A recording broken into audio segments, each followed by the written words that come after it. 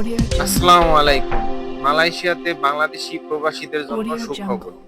মালয়েশিয়াতে আগং এর জন্মদিন উপলক্ষে আগামী 2 জুন সোমবার সরকারি ছুটির দিন ধার্য করা হয়েছে। মালয়েশিয়াতে রাজাকে আগং বলা হয়।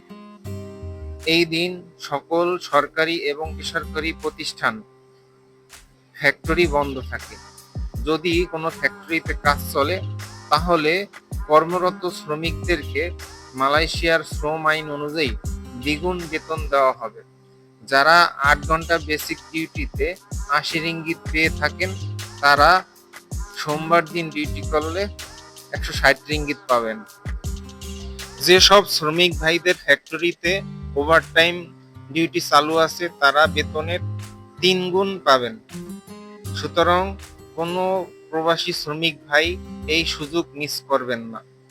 এই সুযোগে অন্ততপক্ষে এই দিনে ওভারটাইম এবং ডিউটি করলে আপনি কম করে হলেও বাংলাদেশি টাকায় 3 বা 5 হাজার টাকা বেশি পাবেন। সবার জন্য রইল শুভকামনা।